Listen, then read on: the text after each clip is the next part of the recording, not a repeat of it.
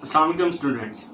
Today we can study about biology of 9th class and we can learn about chapter number 1 which is introduction of biology. Okay, now we can go to study. बिस्मिल्लाहिर्रहमानिर्रहीम. बेटा आप भी एक दफ़ा पढ़ लें बिस्मिल्लाह जी. तो सबसे पहले हमारे पास चीज़ आती है बायोलॉजी. बायोलॉजी हमारे पास क्या चीज़ होती है बेटा? बायोलॉजी जो हमारे पास चीज़ है उसमें हम लोग स्टडी करते हैं लिविंग ऑर्गेनिज्म के मुतालिक, जिसके अंदर हम लोग लिविंग ऑर्गेनिज्म के स्ट्रक्चर्स स्टडी करते हैं या उनकी करैक्टरिस्टिक्स या उनकी जो मतलब प्रॉपर्टीज़ जो भी उनकी चीज़ें होती हैं उनके मतलब बॉडी स्ट्रक्चर्स उसके मुतालिक हम लोग जितनी भी चीज़ स्टडी करते हैं वो हमारे पास बायोलॉजी में आती है. ठीक है. और इन लिविंग ऑर्गेनिजम्स के अंदर होने वाले जो हमारे पास जो रिएक्शन होते हैं हम लोग उसकी स्टडी को भी हम लोग इसी चीज़ में बायोलॉजी में स्टडी करते हैं बेटा. ठीक है. Now we can go forward about major divisions of biology.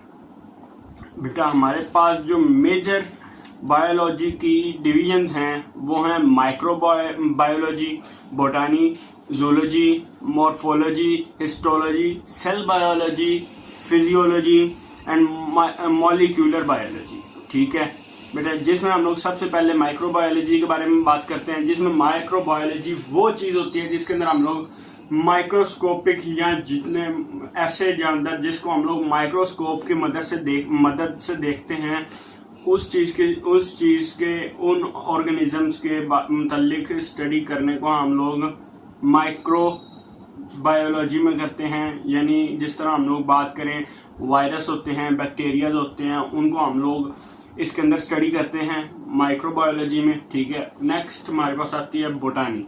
तो बोटानी में हमारे पास बेटा इसके अंदर हम लोग स्टडी करते हैं प्लांट्स. इसकी डेफिनेशन बहुत इन्होंने इजी लिखी है. Such branch which can deals with the study of plants is known as botany. ठीक है. तो नेक्स्ट हमारे पास आती है जूलॉजी. बेटा इस चीज़ के अंदर हम लोग एनिमल्स के मुतालिक स्टडी करते हैं, जिसमें एनिमल्स में हम लोग बात करते हैं जो इनके अंदर रिएक्शन होते हैं, यानी डाइजेस्टिव सिस्टम होता है, इनका रेस्पिरेटरी सिस्टम होता है, ये सारे जितने भी सिस्टम्स होते हैं इनके बॉडी के अंदर बेटा इसको हम लोग बायोलॉजी यानी जूलॉजी, बायोलॉजी की डिवीजन जो होती है जूलॉजी बेटा उस ब्रांच में हम लोग स्टडी करते हैं. ठीक है. तो इसकी भी इन्होंने बहुत ईजी डेफिनेशन लिखी है. It deals with the scientific study of animals. ठीक है. नेक्स्ट हमारे पास आती है मॉर्फोलॉजी. मॉर्फोलॉजी में हमारे पास आती है जी ऑर्गेनिजम्स की जो स्ट्रक्चर होते हैं उनके बारे में हम लोग स्टडी करते हैं इसके अंदर. ठीक है. फॉर्म्स, उनकी टाइप्स और स्ट्रक्चर जो है हम लोग मॉर्फोलॉजी में स्टडी करते हैं. यानी जो इसके एक्सटर्नल पार्ट्स होते हैं उसको जो ऑर्गेनिजम्स के एक्सटर्नल पार्ट्स हमारे पास होते हैं उसको हम लोग जो है एक्सटर्नल मॉर्फोलॉजी में स्टडी करते हैं. ठीक है. और जो हमारे पास जिसमें हम लोग इंटरनल पार्ट्स के बारे में स्टडी करते हैं ऑर्गेनिजम्स की, तो उस चीज़ को हम लोग उस मॉर्फोलॉजी की टाइप को हम लोग इंटरनल मॉर्फोलॉजी बोलते हैं. और साथ साथ बेटा जो है हमारे पास इंटरनल मॉर्फोलॉजी उसको हम लोग एनाटॉमी भी कहते हैं. ठीक है. नेक्स्ट हमारे पास आता है हिस्टोलॉजी. ठीक है. Microscopic study of tissues is called histology. ठीक है. मतलब जो माइक्रोस्कोप की मदद से हम लोग टिश्यूज के मुतालिक स्टडी करते हैं या उसके मुतालिक हम लोग कोई भी तहकीक करते हैं तो बेटा उस चीज़ को हम लोग हिस्टोलॉजी बोलते हैं. ठीक है. नेक्स्ट हमारे पास जो है नंबर जो हमारे पास सेल बायोलॉजी आ जाता है. सेल बायोलॉजी में बेटा हम लोग structure, characteristics, functions of cells and cell organelles के बारे में स्टडी करते हैं. ठीक है. इस चीज़ को भी इन्होंने बहुत अच्छे तरीके से डिफाइन किया है. This branch deals with the structure of cells and also functions of cells and as well as cell organelles. ठीक है. तो नेक्स्ट हमारे पास आता है फिजियोलॉजी. ठीक है. इसके अंदर हम लोग स्टडी करते हैं डिफरेंट पार्ट के जो लिविंग ऑर्गेनिज्म के डिफरेंट पार्ट्स होते हैं उनके जो फंक्शंस हैं उस चीज़ को हम लोग फिजियोलॉजी में स्टडी करते हैं. ठीक है. मतलब इसमें इन्होंने लिखा है it is the study of functions of different parts of living organism. ठीक है, ये चीज हमारे पास फिजियोलॉजी होती है। नेक्स्ट हमारे पास आते हैं molecular biology. It is also called biochemistry. ठीक है, माइक्रो मॉलिक्यूलर बायोलॉजी में हम लोग, क्योंकि मॉलिक्यूल जो चीज हमारे पास है, हम लोग इस चीज को केमिस्ट्री में स्टडी करते हैं ज्यादातर। अमूमन हम लोग जो मॉलिक्यूल का नाम हम लोग सुनते हैं या लेते हैं वो हम लोग मॉलिक्यूलर जो हम लोग वर्ड यूज करते हैं बेटा वो हम लोग केमिस्ट्री में यूज करते हैं। दैट्स वाई जो हम लोग इस चीज की स्टडी जो मतलब रिएक्शंस मॉलिक्यूल्स या जो हमारे पास एसिड्स हमारी बॉडी के अंदर होते हैं, डाइजेस्टिव सिस्टम में मेनली यूज जो होते हैं protein, carbohydrates, lipids, nucleic acids जो हैं, इस चीज के मुतालिक स्टडी करने को हम लोग मॉलिक्यूलर बायोलॉजी कहते हैं जी। तो उसके बाद हमारे पास आती है जेनेटिक्स। तो जेनेटिक्स में हम लोग बात करेंगे आगे, और भी हैं। जेनेटिक्स है, टैक्सोनॉमी है, एम्ब्रियोलॉजी है, पैलियोंटोलॉजी है, बायोटेक्नोलॉजी है, एनवायरमेंटल बायोलॉजी है, मेन बायोलॉजी है, सोशल बायोलॉजी है, इम्यूनोलॉजी है, एंटोमोलॉजी है, फार्माकोलॉजी है। ठीक है बेटा, तो सबसे पहले हम जेनेटिक्स के बारे में स्टडी करते हैं। जेनेटिक्स जो होती है हमारे पास बेटा, ये जो स्टडी है साइंस की, तो इस चीज में हम लोग जो है जीन्स के मुतालिक स्टडी करते हैं, जिसमें हम लोग बात करते हैं कि मतलब जिस तरह एक बेटा है तो उसके बाप के साथ उसकी आंखें मिलती हैं। ठीक है, उसके बाल उसकी वालदा से मिलते हैं। ठीक है, तो ये चीज, इन चीजों के बारे में हम लोग स्टडी जो है जेनेटिक्स में करते हैं। उसके बाद आती है हमारे पास taxonomy. The branch of biology which deals with the classification and scientific naming of organisms is called taxonomy. इसके अंदर जिस तरह हम लोग जो है फ्रॉग का हमारे पास जो है साइंटिफिक नेम हम जैसे कि जानते हैं, हमारे पास फ्रॉग का नेम राना टिग्रीना है। तो इस चीज को जो हम लोग साइंटिफिक नेम्स वगैरह रखे जाते हैं मुख्तलिफ ऑर्गेनिजम्स के, तो उस चीज को हम लोग टैक्सोनॉमी में स्टडी करते हैं। ठीक है बेटा, नेक्स्ट हमारे पास आता है एम्ब्रियोलॉजी, जिसमें हम लोग डेवलपमेंट ऑफ जाइगोट एग, इसकी जो फर्टिलाइजेशन या एग की जो ग्रोथ वगैरह होती है, इस चीज के मुतालिक स्टडी करते हैं हम लोग एम्ब्रियोलॉजी में। ठीक है, उसके बाद आता है हमारे पास पैलियोंटोलॉजी। ठीक है बेटा, इस चीज में हम लोग फॉसिल्स या उनके मुतालिक जितने भी रिलेशनशिप्स या जितने भी रिएक्शन होते हैं फॉसिल फ्यूल के दरमियान में, तो उस चीज को हम लोग पैलियोंटोलॉजी में स्टडी करते हैं। ठीक है बेटा, उसके बाद हमारे पास नेक्स्ट जो है बहुत इजी और बहुत इंटरेस्टिंग, आजकल इस चीज पे ज्यादा गौर किया जाता है, बायोटेक्नोलॉजी पे। ठीक है, तो बायोटेक्नोलॉजी में जो हम लोग स्टडी करते हैं ये हैं practical application of organisms and biological processes for welfare of mankind is the branch which can deals is known as biotechnology। ठीक है, तो ये हमारे जो आजकल के जनरेशन है या शोबे हैं ज़्यादातर इसके मुतालिक हैं। ठीक है, ज़्यादातर स्टडी होने वाली जो ब्रांच है इसकी बायोटेक्नोलॉजी है। और नेक्स्ट हमारे पास आती है एनवायरमेंटल बायोलॉजी। एनवायरमेंटल बायोलॉजी है जो बेटा जिसमें हम लोग एनवायरनमेंट या अपनी मतलब जिस तरह हम लोग स्टडी करते हैं आमतौर पे एनवायरनमेंट का ये असर हो गया, मतलब मुख्तलिफ जिस तरह हम लोग बात करते हैं मतलब ग्रीन हाउसिंग इफेक्ट्स होते हैं हमारे पास, तो उस चीज़ को स्टडी करने को, उस चीज़ के मुतालिक स्टडी करने को एनवायरमेंटल बायोलॉजी में भी स्टडी किया जाता है कि मतलब जो आपको लोगों के जो इसके होते हैं ग्रीन हाउस इफेक्ट के जो प्लांट्स पे होते हैं या मुख्तलिफ एनिमल्स या ऑर्गेनिजम्स पे जो इफेक्ट्स होंगे वो चीज़ हम लोग एनवायरमेंटल बायोलॉजी में स्टडी करेंगे।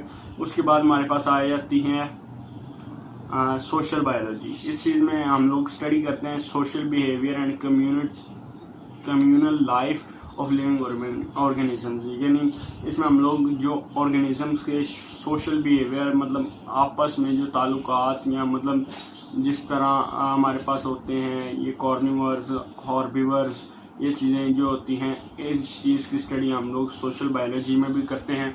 ठीक है, उसके बाद आता है हमारे पास इम्यूनोलॉजी। इस चीज़ में हम लोग इम्यून सिस्टम जो होते हैं उसके बारे में स्टडी करते हैं, जो इम्यून सिस्टम से मुराद ऐसे चीज़ है जो कि ऑर्गेनिजम्स को दूसरे माइक्रोब्स से बचाती है, यानी जिस तरह जो हम लोग हैं होस्ट और प्रेडिक्ट से जो है इस चीज़ के मतलब स्टडी जो हम लोग करते हैं तो वो इम्यूनोलॉजी में आती है बेटा, ठीक है। नेक्स्ट हमारे पास आते हैं एंटोमोलॉजी। इस चीज़ में हम लोग इंसेक्ट्स के बारे में स्टडी करते हैं, मतलब जो छोटे कीड़े मकोड़े वगैरह होते हैं, तो इस चीज़ की जो हम लोग स्ट्रक्चर्स हैं या इनके बिहेवियर्स जो हैं या इनकी करेक्टरिस्टिक्स जो हैं ये कहाँ पाए जाते हैं, कैसे स्ट्रक्चर होता है इनका बेटा, ये सब चीज़ें हम लोग एंटोमोलॉजी में स्टडी करते हैं। और जो सबसे इंटरेस्टिंग मुझे इसकी जो ब्रांच लगी है, डिवीज़न लगी है बेटा, वो है फार्माकोलॉजी, ठीक है। यानी it is the study of drugs, ठीक है। यानी जो बीमारियां मतलब पहले होती थी या अब भी होती हैं, ये जो जिस तरह हमारे पास आजकल जो हमारे पास कोरोना वायरस जो चल रहा है, तो उस चीज़ के मुतालिक हम लोगों ने इन्होंने जो वैक्सीन तैयार किए हैं, तो बेटा ये चीज़ वैक्सीन जो ईजाद करना, ये मेडिसिन वगैरह इसकी तैयार करना, तो बेटा वो सारी चीज़ें इसको डिटेल से स्टडी करना हो, तो इस चीज़ को फार्माकोलॉजी कहा जाता है, ठीक है बेटा। तो उसके बाद हमारे पास नेक्स्ट टॉपिक आता है relationships of biology with other sciences, ठीक है। इस चीज़ में हम लोग मुख्तलिफ साइंसेस से ये हमारे साथ मतलब जो बायोलॉजी है ये मिलती है, मतलब जो रिलेशनशिप है इसका, यानी इसमें हमारे पास बायोकेमिस्ट्री भी आ जाती है, बायोफिजिक्स भी आ जाती है, बायोजियोग्राफी भी आ जाती है, बायोइकोनॉमिक्स भी आ जाती है, बायोमैथमेटिक्स भी आ जाती है।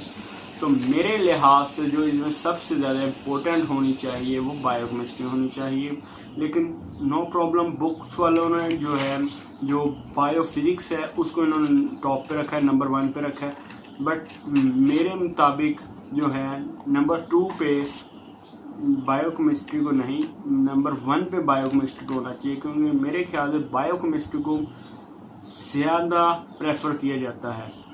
दैट्स वाई चलें अपने टॉपिक की तरफ चलते हैं, बायोफिज़िक्स, ठीक है। बायोफिज़िक्स में जो हम लोग बायोलॉजी में जो बायोफिज़िक्स ऐसी ब्रांच है फिज़िक्स की जिसमें हम लोग जो हैं लॉज और रिलेशंस या प्रिंसिपल जितने भी हैं फिज़िक्स के, उसको हम लोग जो है बायो में अगर ताल्लुक़ उसका करवाते हैं या उसमें हम लोग उसको यूज़ करते हैं, तो इस चीज़ को हम लोग बायोफिज़िक्स में स्टडी करेंगे। बिल्कुल इसी तरह बायोकेमिस्ट्री भी है। बायोकेमिस्ट्री के अंदर ये है कि डिफरेंट केमिकल कंपाउंड्स जो कि ऑर्गेनिजम्स में पाए जाते हैं या जिसकी उनको ज़रूरत होती है, ठीक है। तो ये चीज़ों की प्रोडक्शन या ये चीज़ों जो करैक्टर्स या स्ट्रक्चर जो होते हैं वो हम लोग बायोकेमिस्ट्री में स्टडी करते हैं, ठीक है बेटा। तो नेक्स्ट हमारे पास आता है बायोजियोग्राफी। बायोजियोग्राफी जो है हम लोग जो है occurrence and distribution of different species and plants in different geographical regions, यानी जिस तरह हम लोग बात करते हैं जो हमारे पास बर्फ़ानी रीच होते हैं बेटा, वो बर्फ़ में ही पाए जाते हैं। वो अगर हमारे पास सहरा वाली साइड पे या गर्म इलाके में आ जाए तो बेटा वो इस इन्वायरमेंट में बिल्कुल नहीं रह सकते। वो ज़्यादा से ज़्यादा हफ्ता 2 हफ्ते, महीना 2 महीने ज़िंदा रहेगा, उसके बाद वो ख़त्म हो जाता है बेटा, ठीक है। बिल्कुल इस तरह हर ऑर्गेनिज्म जो जिस एनवायरनमेंट में रहता है उसी एनवायरनमेंट में रहना उसके लिए बेहतर होता है। अगर वो दूसरे एनवायरनमेंट में चले जाए तो वो एनवायरनमेंट उस पर बुरा इफ़ेक्ट करता है, ठीक है। तो ये सारी चीज़ जो जियोग्राफी मतलब जिस इलाके में रहता है, ठंडे में रहता है, गर्म में रहता है, इस चीज़ के मुतालिक जो है ऑर्गेनिजम्स की हम लोग बायोजियोग्राफी में स्टडी करते हैं। नेक्स्ट हमारे पास आते हैं बायोइकोनॉमिक्स, ठीक है। बायोइकोनॉमिक्स में हम लोग बात करते हैं जिसमें हम लोगों के पास effectiveness and viability of biology projects from commercial view points, ठीक है। It deals with the study of organism from organic economic points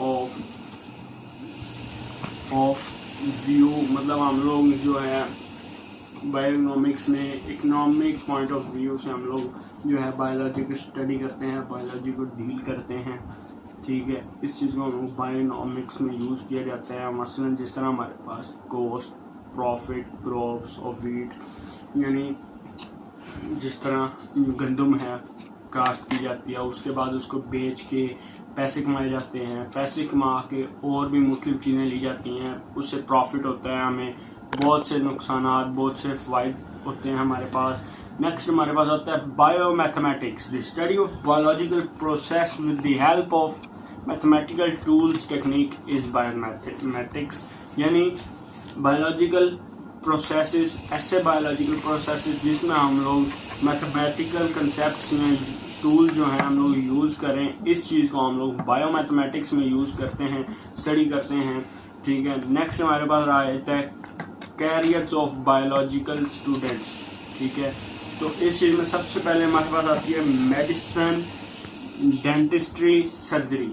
ठीक है, जिस तरह मैंने आपको पहले बताया था फार्माकोलॉजिकल जो है, जो हम लोगों ने पिछले लास्ट हम लोग फार्माकोलॉजी स्टडी की थी डिवीजन में, तो बिल्कुल उसी के मुताबिक हमारे पास सबसे पहला जो मेन इम्पोर्टेंट कैरियर जो आया है वो भी हमारे पास जो है मेडिसिन, डेंटिस्ट्री और सर्जरी है। ठीक है, सबसे पहले मेडिसिन जो होती हैं, मेडिसिन के डायग्नोसिस, जो मेडिसिन, डेंटिस्ट्री, सर्जरी, ये चीज़ें हमारे पास फार्माकोलॉजिस्ट में आ जाती हैं, या मतलब फार्माकोलॉजिकल जो है साइंस में आ जाती हैं, जिसमें आजकल जो BS प्रोग्राम्स होते हैं तो उसमें फॉर्म B होता है और भी मुख्तलिफ डिग्रीज करवाई जाती हैं। हमारे पाकिस्तान में MBBS करवाया जाता है, BDS करवाया जाता है। ठीक है, तो ये स्टूडेंट्स को बहुत सी यूनिवर्सिटीज़, बल्कि आज पाकिस्तान में बहुत सी यूनिवर्सिटीज़ ऐसी हैं जो डॉक्टर्स के लिए MBBS और BDS वगैरह करवाती है, कोर्सेज इनकी करवाती हैं, स्पेशलाइजेशन करवाती है।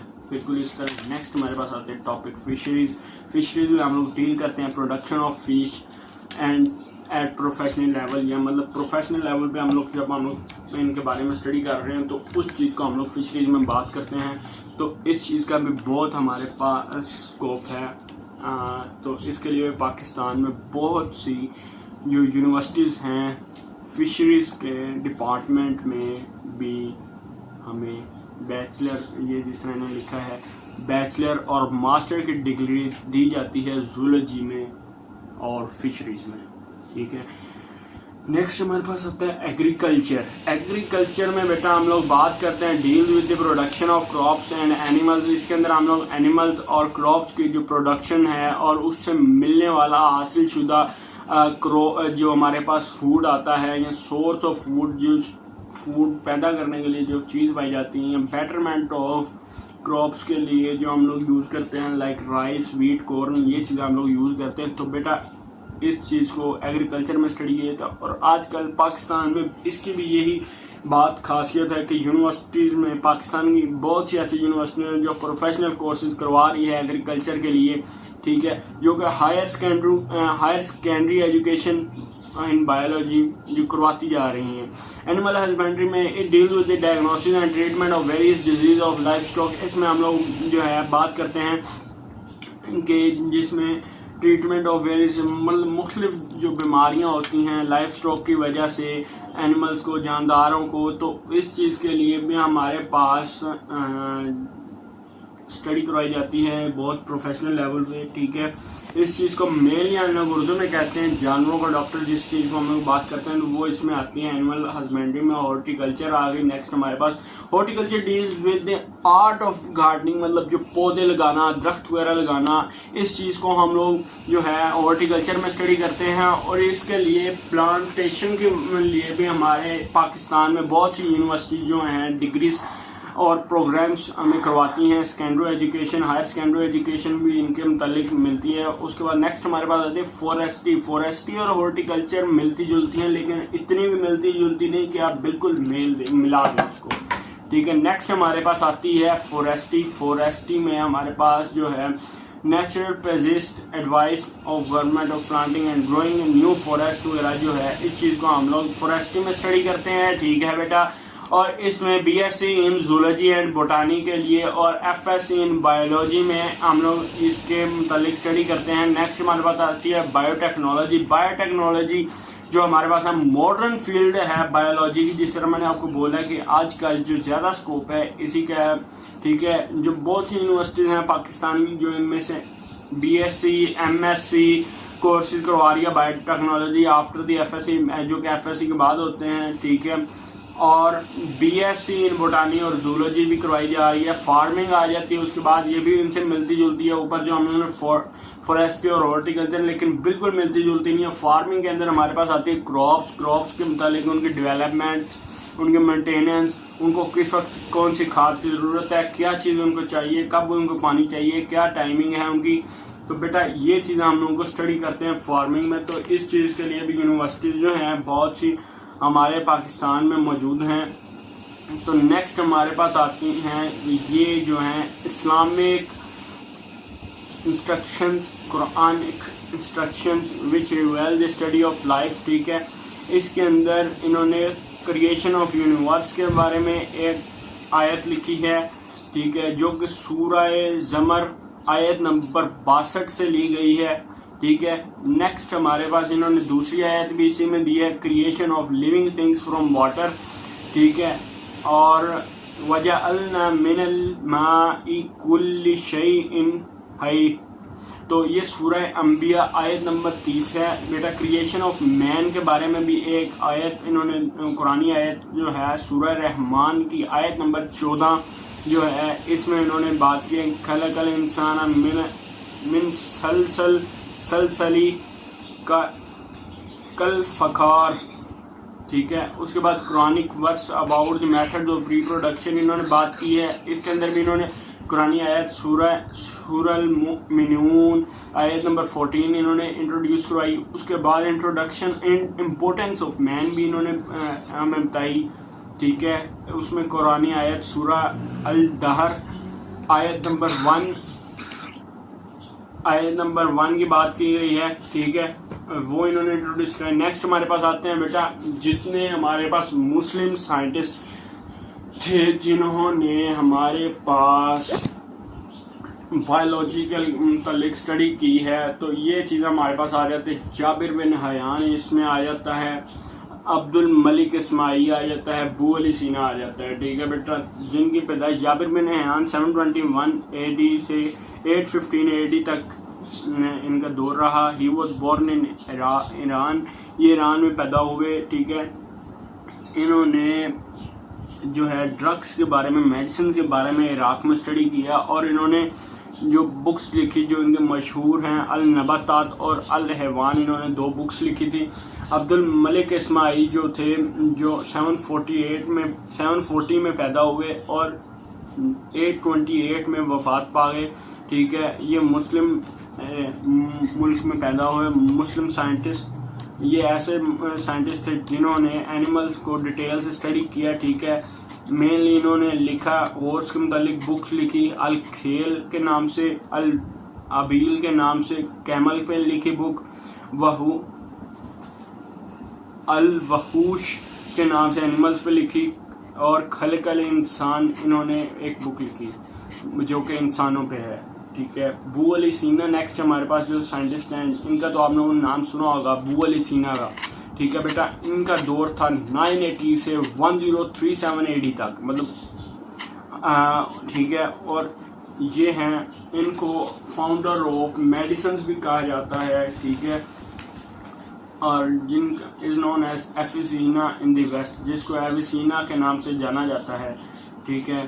तो बिल्कुल बेटा, इसी एविसीना नाम से इन्होंने पाकिस्तान में एक हॉस्टल भी है लाहौर में एविसीना के नाम से, ठीक है। और इनकी मशहूर जो बुक्स हैं जो है उसके अंदर आता है अल कानून फील तिब is known as canon of medicine in west में इसको कैनन ऑफ मेडिसिन भी कहा जाता है, मतलब दवाइयों की तोप, इस चीज़ को कहा जाता है अल कानून फी अल तिब, ठीक है। नेक्स्ट हमारे पास आते हैं लेवल्स ऑफ बायोलॉजिकल ऑर्गेनाइजेशंस। तो ये चीज़ हमारे पास बहुत इंपॉर्टेंट है। इस चीज़ में हम लोग बात करते हैं सब एटॉमिक एंड एटॉमिक लेवल्स, ठीक है। उसके बाद इसमें मॉलिक्यूलर लेवल आ जाता है, मॉलिक्यूलर लेवल के बाद ऑर्गेनल एंड सेल लेवल आता है, टिश्यू लेवल आता है, एनिमल टिश्यू आता है, ऑर्गन लेवल आता है। उसके बाद हमारे पास इंडिविजुअल लेवल आता है, ऑर्गन सिस्टम लेवल आता है जी। ये चीज़ इनके अंदर आते हैं, ये लेवल्स हैं, 7 लेवल्स होते हैं जी। तो सबसे पहले हम लोग बात करते हैं सब atomic and atomic level. Atomic जो होते हैं, जो हमारे पास सबसे छोटे पार्टिकल होते हैं जिनको हम लोग और तोड़ फोड़ नहीं कर सकते, तो इस चीज़ को हम लोग एटम कहते हैं। तो बेटा एटम जो होते हैं, एलिमेंट जो हैं हमारे पास मुख्तलिफ काइंड्स के हैं, ठीक है। There are about 92 kinds of elementary found in nature, जिनमें से हमारे पास 92 ऐसे एलिमेंट्स हैं जिनको हम लोग अपने फ़ायदे के लिए यूज़ कर सकते हैं, यानी जिनमें से मुख्तलिफ बायो एलिमेंट्स जो हैं इनमें हम लोग only 6 bio elements and total mass of. अच्छा, तो इसके अंदर हमारे पास जो होते हैं, इनकी जो ऑक्सीजन 65% होती है। बॉडी के अंदर ये जो हमारे ह्यूमन बॉडी है उसके अंदर ये पार्टीशन इन्होंने एक बहुत अच्छा ग्राफ तैयार करवाया है। इसके अंदर इन्होंने लिखा है इनकी परसेंटेजेस, जो कि एमसीक्यूज के लिहाज से बहुत ज़्यादा इंपॉर्टेंट है बेटा। ये चीज़ ज़रूर आप, जो ग्राफ इन्होंने बनाया है, जो डायग्राम इन्होंने दी है, तो ये चीज़ बहुत इंपॉर्टेंट है। ये चीज़ आप लोग ज़रूर याद कीजिएगा, जिसमें ऑक्सीजन जो है 65% है, कार्बन 18% है, हाइड्रोजन 0.03% है, नाइट्रोजन 3% है, कैल्शियम 2% है, फास्फोरस 1% है, और जो बाकी मुख्तलिफ गैसेज जितनी भी अदर गैसेज हैं वो 1% है, ठीक है बेटा। नेक्स्ट आता है मॉलिक्यूलर लेवल। बेटा मॉलिक्यूल्स के बारे में हम लोग स्टडी करते हैं, जो कि एटम से मिलकर बनते हैं। मॉलिक्यूल, ये चीज़ें हमें मॉलिक्यूल्स हैं जो हमारे बॉडी में पाए जाते हैं, इनको यूज़ किए जाते हैं, इनको हम लोग मॉलिक्यूलर लेवल में स्टडी करते हैं, ठीक है। इस चीज़ में हम लोग बात करते हैं the conjugated molecules, 2 different macro molecules belonging to 2 different categories usually combined together to form a larger biomolecule is called conjugated molecule. यानी आप लोग जब मैक्रो मॉलिक्यूल, जो बड़े मॉलिक्यूल होते हैं, उन्होंने मिल के जो बड़ा एक मॉलिक्यूल बनाते हैं, उस चीज़ को हम लोग कॉन्जुगेटेड मॉलिक्यूल्स कहते हैं, ठीक है। नेक्स्ट हमारे पास आता है ऑर्गेनेली एंड सेल लेवल। बेटा इस चीज़ में हम लोग ऑर्गेनेलीज के बारे में स्टडी करते हैं, ठीक है, और सेल्स के बारे में स्टडी करते हैं। तो इसके अंदर जिस तरह पैक्रियोटिक सेल्स आते हैं, जिसमें हम लोग prokaryotic cells have limited number and types of organelles, ठीक है।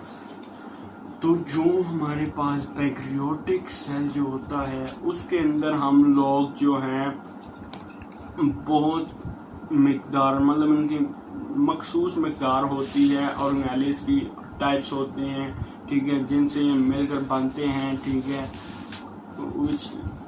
जिससे ये मेम्ब्रेन्स को कम करते हैं, तोड़ फोड़ इनकी कम होती है। Cell membrane is however present in all the cells. जो सेल मेम्ब्रेन हैं वो हर सेल में मौजूद होते हैं, जिस तरह हम लोग जानते हैं, मेनली एनिमल सेल में, प्लांट सेल में, ठीक है। नेक्स्ट हमारे पास आ जाता है टिश्यू लेवल। टिश्यू लेवल में हम लोग बात करते हैं जो कि प्लांट्स के मतलब प्लांट्स में जो टिश्यू पाए जाते हैं, एनिमल के जो टिश्यू पाए, एनिमल टिश्यू और प्लांट टिश्यू के नाम से जो हम लोग स्टडी करते हैं, ठीक है। इन्होंने यहाँ पे लिखा है प्लांट टिश्यू का भी, ठीक है, नेम्स लिखे हैं, जिसमें meristematic tissue, permanent tissue, meristematic tissues are made up of undifferentiable cell, जो मुख्तलिफ सेल से मिलकर बनते हैं, ठीक है। परमानेंट टिश्यू हैं जो 3 चीज़ों में डिवाइड होते हैं, epidermal tissue, ground fundamental tissue, vascular tissue में, ये 3 टाइप्स हैं इसकी। नेक्स्ट हमारे पास आ जाती है एनिमल टिश्यू। एनिमल टिश्यू में एपिथेलिया, कनेक्टिव नर्व, मसल, ये चीज़ के हमारे पास टिश्यू होते हैं, ठीक है। उसके बाद ऑर्गन लेवल बात करते हैं। बेटा ऑर्गन लेवल में हम लोग higher organism specially in animals, different types of tissues having relative functions are organised to form a functional unit called organ, ठीक है। जो हमारे पास मुख्तलिफ ऑर्गेनेल्स और सेल्स मिल के एक बड़ा प्रोपेगेंडा या बड़ा काम करते हैं, तो उस चीज़ को हम लोग ऑर्गन कहते हैं, ठीक है। यानी हमारे पास हार्ट है, तो इसके हार्ट के अंदर हमारे पास मुख्तलिफ वॉल्व हैं और वेन्स हैं, आर्टरीज हैं, और ये जिस तरह जब बम्प करता है ब्लड को, तो ये हार्ट जो है हमारे पास एक ऑर्गन है हमारा, ठीक है। नेक्स्ट हमारे पास आते हैं ऑर्गन सिस्टम लेवल। इस नेक्स्ट लेवल हमारे पास होता है organ system level of organisation of in multi cellular organism. ये जो होता है मल्टी सेलुलर ऑर्गेनिज्म, यानी जिसमें मुख्तलिफ डबल दुगना सेल्स होते हैं, यानी हम लोग की जो बॉडी है, ह्यूमन बॉडी, ये मल्टी सेलुलर ऑर्गेनिज्म है। तो इसमें बिल्कुल ज़रूरी है, मतलब इसके अंदर ऑर्गन सिस्टम लेवल है, मौजूद होता है। ठीक है, नेक्स्ट हमारे पास आता है इंडिविजुअल लेवल। इंडिविजुअल लेवल में जो different organ system in plants and animals are organised together to form an individual, मतलब जो ऑर्गन सिस्टम लेवल जो हैं जब इकट्ठे काम करते हैं तो इस चीज़ को हम लोग इंडिविजुअल लेवल और होल ऑर्गेनिज्म लेवल भी कहते हैं। ठीक है बेटा, नेक्स्ट हमारे पास बात करते हैं हम लोग बायोस्फीयर लेवल। इस चीज़ में biosphere is the part of earth inhabited bye organism, यानी ऐसा लेवल जिस चीज़ में हम लोग जो ऑर्गेनिजम्स हैं मुख्तलिफ जगह पर रहते हैं, अपना रहन सहन करते हैं, जहाँ ज़िंदगी बसर करते हैं, उस चीज़ को हम लोग बायोस्फीयर लेवल कहते हैं। ठीक है, मतलब मुख्तलिफ जगहों पे ठंडे इलाके जो मैंने आपको पहले बताया था पिछले टॉपिक्स में, तो उस चीज़ के मुतालिक होता है। ठीक है, नेक्स्ट हमारे पास सेलुलर ऑर्गेनाइजेशन। सेलुलर ऑर्गेनाइजेशन हमारे पास जो है यूनिसेलुलर ऑर्गेनाइजेशन भी होती है, मल्टी सेलुलर ऑर्गेनाइजेशन भी होती है, कॉलोनियल ऑर्गेनाइजेशन भी होती है। यूनिसेलुलर ऑर्गेनाइजेशन में हमारे पास जो होता है ये हमारे पास इसमें only one cell make the life of organism, मतलब इसमें सिर्फ एक सेल होता है जो कि ऑर्गेनिज्म की ज़िंदगी या उसमें यूज़ किया होता है। तो इस चीज़ में हम लोग बात करते हैं, इसमें अमीबा स्टडी किया जाता है, परमीशियम स्टडी किया जाता है, और जी नेक्स्ट हमारे पास कॉलोनियल ऑर्गेनाइजेशन आ जाता है। तो कॉलोनियल ऑर्गेनाइजेशन के अंदर हम लोग स्टडी करते हैं जिसमें हमारे पास मुख्तलिफ़ किस्म के जो सेल्स हैं वो पार्ट लेते हैं। तो उस चीज़ को हम लोग जो है इस चीज़ में कॉलोनियल ऑर्गेनाइजेशन में स्टडी करते हैं। मसलन हमारे पास आती है वोल्वॉक्स कॉलोनी भी, ठीक है, जिसमें मिलते जुलते ऑर्गेनाइजेशन हों लेकिन ज़्यादा हों। ठीक है, यूनिसेलुलर जो है वो ज़्यादा हों, मकदार में हों लेकिन सेम हो, तो इस चीज़ को हम लोग कॉलोनियल ऑर्गेनाइजेशन में स्टडी करते हैं। नेक्स्ट हमारे पास आता है मल्टी सेलुलर ऑर्गेनाइजेशन, जिसमें हम लोग स्टडी करते हैं जो कि मुख्तलिफ जिस सेल से मौजूद बनते हैं। तो इस चीज़ को हम लोग मल्टी सेलुलर ऑर्गेनाइजेशन में स्टडी करते हैं। मस्टर्ड प्लांट इसकी एग्जाम्पल है। ठीक है, जिसको हम लोग जो हम लोग इसको मस्टर्ड प्लांट जो है इस चीज़ को हम लोग साइंटिफिक नेम देते हैं ब्रासिका कैम्पेस्ट्रिस, और फ्रॉग जो है राना टेग्रीना कहा जाता है। ठीक है, नेक्स्ट जो है इसके शॉर्ट क्वेश्चन आ जाते हैं बेटा। शॉर्ट क्वेश्चन जो हैं हम लोग इंशाल्लाह नेक्स्ट टॉपिक्स पे हम लोग बात करेंगे, मतलब नेक्स्ट जो वीडियो इसके मुतालिक होगी इस चैप्टर में, तो हम लोग उसमें शॉर्ट क्वेश्चन के मुतालिक स्टडी करेंगे। ठीक है बेटा, तब तक के लिए बेटा अल्लाह हाफिज़, अस्सलाम वालेकुम।